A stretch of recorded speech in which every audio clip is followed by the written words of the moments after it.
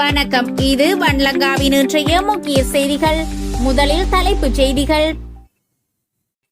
நாடளாவிய ரீதியில் சுமார் 15,000 மண் சரிவு அபாய இடங்கள். பண்டாரவன்னி கிராம மக்களுக்கு அவசர அறிவிப்பு. தன்னிமுறிப்பு குளத்தின் கீழ்ப்பகுதியில் உள்ள விவசாயிகளுக்கு அவசர அறிவிப்பு.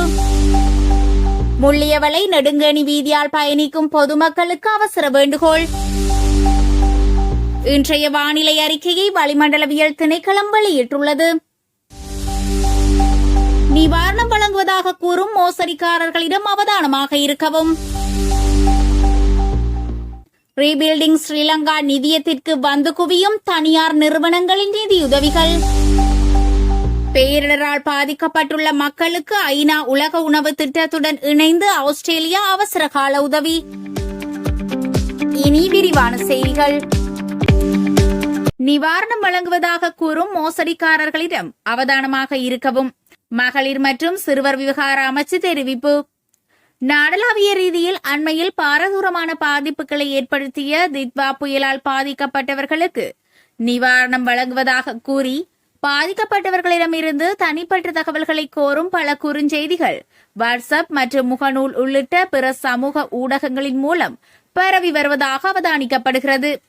பேரிடருக்கு பின்னைய நிவாரண செயற்பாடுகளுக்கு தேவையான தகவல்களை சேகரிக்கும் பணியானது அமைச்சகத்துடன் இணைந்த கள அலுவலகர்கள் மற்றும் கிராம அலுவலகர்களின் ஆதரவுடன் அரசாங்கத்தால் நிறுவப்பட்ட பொறிமுறையின் ஒரு பகுதியாக உத்தியோகபூர்வமாக மாவட்ட செயலகங்கள் மற்றும் பிரதேச செயலகங்கள் மூலம் மட்டுமே நடத்தப்படுகிறது. எனவே பொதுமக்கள் இவ்வாறான மோசடி செய்திகளால் ஏமாற வேண்டாம் என்றும் அங்கீகரிக்கப்படாத நபர்களுடன் தனிப்பட்ட தகவல்களை பகிர்ந்து கொள்வதை தவிர்க்குமாறும் அறிவுறுத்தப்படுகிறார்கள். மேலும் நாடு முழுவதற்கும் சவாலான இந்த காலகட்டத்தில் பாதிக்கப்பட்ட சமூகங்கள் மீண்டும் பாதிக்கப்படுவதை தடுக்க இத்தகைய வஞ்சகமான செயல்களிலும் மோசடிகளிலும் ஈடுபடுவோருக்கு எதிராக சட்ட நடவடிக்கை எடுக்கப்படும் என்பதையும் வலியுறுத்துவதாக அமைச்சு மேலும் தெரிவித்தது. நாடளாவிய ரீதியில் சுமார் 15,000 மண் சரிவு அபாயமுள்ள இடங்கள் அடையாளம். நாடளாவிய ரீதியில் சுமார் 15,000 மண் சரிவு அபாயமுள்ள இடங்கள் அடையாளம் காணப்பட்டுள்ளதாகவும் குறித்த பகுதிகளில் வசிக்கும் சுமார் 5,000 குடும்பங்கள் ஏற்கனவே வேறு பாதுகாப்பான இடங்களுக்கு மாற்றப்பட்டுள்ளதாகவும் தேசிய கட்டிட ஆராய்ச்சி நிறுவனம் தெரிவித்துள்ளது. எவ்வாறிருப்பினும் மண் சரிவு அபாயம் காணப்படும் பெரும்பாலான பிரதேசங்களில் மக்கள் தொடர்ந்தும் வசித்து வருவதாகவும் அவர்கள் உடனடியாக பாதுகாப்பான இடங்களுக்கு செல்ல வேண்டும் என்றும் தேசிய கட்டட ஆராய்ச்சி நிறுவனம் மேலும் தெரிவித்துள்ளது. தேசிய கட்டட ஆராய்ச்சி நிறுவனத்திற்கு மண் சரிவுகள் தொடர்பில் அறிவிக்கப்படும் சம்பவங்கள் கிராம சேவகர் ஊடாக பிரதேச செயலாளர்களுக்கு அறிவிக்கப்பட்டு இறுதியாக மாவட்ட செயலாளரை சென்றடையும். அதற்கமையவே குறித்த பிரதேசம் தொடர்பான ஆய்வுகள் முன்னெடுக்கப்படும். எனவே ஆய்வுகள் முன்னெடுக்கப்பட்டு தற்போதைய நிலவரம் குறித்து அறிவிக்கப்படும் வரை மக்கள் அந்த பகுதிகளில் வசிக்காமல் இருப்பதே சிறந்ததாகும் என தேசிய கட்டட ஆராய்ச்சி நிறுவனம் மேலும் தெரிவித்துள்ளது. இதேவேளை 4 மாவட்டங்களில் அபாய பகுதிகளில் வசிப்போரை வெளியேற்ற அனர்த்த முகாமைத்துவ நிலையம் பணிப்புரை விடுத்துள்ளது. அதற்கமைய கண்டி, கேகாலை, குர்நாகல் மற்றும் மாத்தளை மாவட்டங்களில் உள்ள பாதிக்கப்படக்கூடிய பகுதிகளில் வசிக்கும் மக்களை பாதுகாப்பான மையங்களுக்கு மாற்றுவதற்கான நடவடிக்கைகளை எடுக்குமாறு மாவட்ட செயலாளர்களுக்கு அறிவித்துள்ளது. பண்டாரவன்னி கிராம மக்களுக்கு அவசர அறிவிப்பு. வவுனியா வடக்கு பகுதியில் தற்போது மிக அதிகமான மழைவீழ்ச்சி பதிவாகியுள்ளதாக முல்லைத்தீவு மாவட்ட அனர்த்த முகாமைத்துவ ஒருங்கிணைப்பு பிரிவு தெரிவித்துள்ளது. செவ்வாய்க்கிழமை இரவு பலத்த மழை பெய்யும் வாய்ப்பிருந்ததால் குருவிச்சையாற்று பகுதிகளில் வெள்ளம் உருவாகும் அபாயம் நிலவியது. எனவே பண்டாரவன்னி பகுதியில் வசிக்கும் மக்கள் நிலைமையை கவனமாக கண்காணிக்க வேண்டும். வெள்ள அபாய மட்டத்திற்கு உயர்ந்தால் தயவு செய்து உடனடியாக கருவேலன் கண்டல் பாடசாலைக்கு பாதுகாப்பாக இடம்பெறுமாறு கேட்டுக் கொள்ளப்பட்டனர். தன்னிமுறிப்பு குளத்தின் கீழ்ப்பகுதியில் உள்ள விவசாயிகளுக்கு அவசர அறிவிப்பு. தன்னிமுறிப்பு குளத்தின் நீர்மட்டம் தொடர்ச்சியாக அதிகரித்து வருவதால் தற்போதைய மழைநிலையை கருத்தில் கொண்டு வான்கதவுகளை திறக்க வேண்டிய நிலை உருவாகியுள்ளது. தன்னிமுறிப்பு குளத்தின் கீழ்ப்பகுதியில் வயல்களில் உள்ள அனைத்து விவசாயிகளும் உடனடியாக பாதுகாப்பான இடங்களுக்கு நகர்ந்து செல்லுமாறு கேட்டுக் கொள்ளப்படுகிறார்கள். இது மிக அவசரமான அறிவிப்பு. தயவு செய்து உடனடியாக நடவடிக்கை எடுக்கவும். தகவல் மாவட்ட அனர்த்த முகாமைத்துவ ஒருங்கிணைப்பு பிரிவு, முல்லைத்தீவு. முள்ளியவளை நெடுங்கணி வீதியால் பயணிக்கும் பொதுமக்கள் கவனத்திற்கு.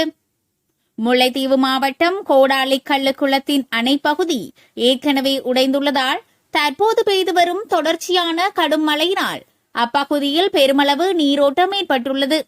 இதன் காரணமாக கோடாலி கல்லு முன்புறத்தில் உள்ள முள்ளியவளை நெடுங்கணி வீதி நீரில் மூழ்கியுள்ளது. எனவே இவ்வீதியை பயன்படுத்தும் பயணிகள் முக்கியமாக இரவு நேரங்களில் பயணிப்பதை தவிர்க்குமாறு கேட்டுக் கொள்ளப்படுகிறார்கள்.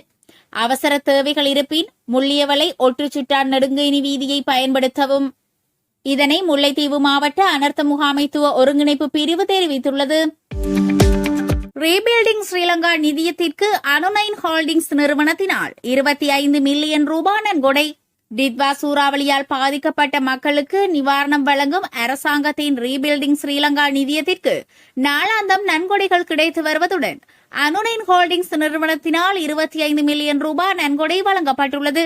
இதற்கான காசோலையை நிறுவனத்தின் தலைவர் ஜனாதிபதி அலுவலகத்தில் வைத்து ஜனாதிபதியின் செயலாளரிடம் கையளித்தார். பேரிடரால் பாதிக்கப்பட்டுள்ள மக்களுக்கு ஐநா உலக உணவு திட்டத்துடன் இணைந்து ஆஸ்திரேலியா அவசரகால உதவி. டிட்வா சூறாவளியால் ஏற்பட்ட பேரழிவை தொடர்ந்து ஐக்கிய நாடுகளின் உலக உணவு திட்டம் இலங்கையின் அதன் அவசரகால நடவடிக்கையை அதிகரித்துள்ளது. அந்த நடவடிக்கைக்கு துணை செய்யும் வகையில் ஆஸ்திரேலிய அரசாங்கம் வழங்கிய 1.5 மில்லியன் அவுட் நிதி பங்களிப்புக்கு நன்றி தெரிவிக்கப்பட்டுள்ளது. இந்த ஆதரவு உயிர்காக்கும் செறிவூட்டப்பட்ட உணவை வழங்கவும், பேரழிவால் அதிகம் பாதிக்கப்பட்ட குடும்பங்களுக்கு பண உதவி வழங்கவும் WFP-க்கு உதவுகிறது. துபாயில் உள்ள உலக உணவு திட்டம் மனிதாபிமான மையத்திலிருந்து 10 மெட்ரிக் டன் எடையுடைய செறிவூட்டப்பட்ட பிஸ்கட்டுகளின் தொகுதியை ஏற்றிக்கொண்டு முதல் விமானம் இலங்கையை வந்தடைந்தது. எதிர்வரும் நாட்களில் 67 மெட்ரிக் டன் பிஸ்கட் தொகுதிகள் இலங்கையை வந்தடையும் என எதிர்பார்க்கப்படுகிறது. ஏற்கனவே நுவரெலியா மற்றும் கேகாலைக்கு செறிவூட்டப்பட்ட பிஸ்கட்டுகள் அனுப்பி வைக்கப்பட்டுள்ளது. கடுமையாக பாதிக்கப்பட்ட மாவட்டங்களான பதுளை மற்றும் கண்டிக்கு செறிவூட்டப்பட்ட பிஸ்கட்டுகளை மேலும் விநியோகிக்க திட்டமிடப்பட்டுள்ளது. இன்றைய வானிலை. நாடு முழுவதிலும் வடகீழ் பருவ பேச்சு காலநிலை ஆரம்பமாகியுள்ளது. வடக்கு, கிழக்கு, வடமத்திய, மத்திய, தென் மற்றும் உவா மாகாணங்களில் அடிக்கடி மழை அல்லது இடியுடன் கூடிய மழை பெய்யக்கூடும். வடக்கு, கிழக்கு மற்றும் வடமத்திய மாகாணங்களின் சில இடங்களில் 100 மில்லிமீட்டரிலும் கூடிய பலத்த மழை பெய்யலாம் என எதிர்பார்க்கப்படுகிறது. மத்திய மற்றும் ஊவா மாகாணங்களின் சில இடங்களில் 75 மில்லிமீட்டர் வரையிலான ஓரளவு பலத்த மழை பெய்யக்கூடும். நாட்டின் ஏனைய பிராந்தியங்களின் பல இடங்களில் பிற்பகல் 1 மணிக்கு பின்னர் மழை அல்லது இடியுடன் கூடிய மழை பெய்யக்கூடும். இப்பிராந்தியங்களின் சில இடங்களில் 75 மில்லிமீட்டர் வரையிலான ஓரளவு பலத்த மழை பெய்யக்கூடும். மத்திய மலை பிரதேசங்களின் கிழக்கு சரிவுகளிலும் வடக்கு, வடமத்திய மற்றும் வடமேல் மாகாணங்களிலும் அத்துடன் திருகோணமலை மாவட்டத்திலும் மணித்தியாலத்திற்கு சுமார் 30 முதல் 40 கிலோமீட்டர் வேகத்தில் அடிக்கடி ஓரளவு பலத்த காற்று வீசக்கூடும். மத்திய, சப்ரகமுவ மற்றும் தென் மாகாணங்களின் சில இடங்களில் அதிகாலை வேளையில் பனிமூட்டம் காணப்படும். பலத்த காற்றும் மின்னல் தாக்கங்களும் ஏற்படக்கூடிய சந்தர்ப்பங்களில் பொதுமக்கள் அவதானத்துடன் செயற்படுமாறு கேட்டுக் கொள்ளப்படுகிறார்கள். ரீபில்டிங் ஸ்ரீலங்கா நிதியத்திற்கு பல தனியார் நிறுவனங்களிடமிருந்து நிதி நன்கொடைகள். மேக்சன்ஸ் பெயின்ஸ் லங்கா PVT LTD நிறுவனத்தின் தலைவர் மில்பர் மகின் 15 மில்லியன் ரூபாய். ஸ்ரீலக் சீஃபுட் நிறுவனத்தின் முகாமைத்துவ பணிப்பாளர் 5 மில்லியன் ரூபாய். நர்மதா கோல்ட் சென்டர் நிறுவனத்தின் தலைவர் என் ஜெகதீஸ்வரன் 2.5 மில்லியன் ரூபாய். IWW ஸ்டீல் இண்டஸ்ட்ரீஸ் தனியார் நிறுவனத்தின் தலைவர் கலாநிதி சிவலிங்கம் ரமேஷ் 2.5 மில்லியன் ரூபாய் மற்றும் யடேன் லேபரட்டரிஸ் நிறுவனத்தினால் 20 மில்லியன் ரூபாய் நிதி நன்கொடையும் வழங்கப்பட்டுள்ளது. அத்தோடு ஸ்ரீயானி ட்ரெஸ் பாயிண்ட் நிறுவனத்தினால் 20 மில்லியன் ரூபாய் நன்கொடையும் வழங்கப்பட்டுள்ளது. மேலும் நேச்சர் அப் குரூப் ஆஃப் கம்பெனிஸினால் 100 மில்லியன் ரூபாய் நன்கொடையும் வழங்கப்பட்டது.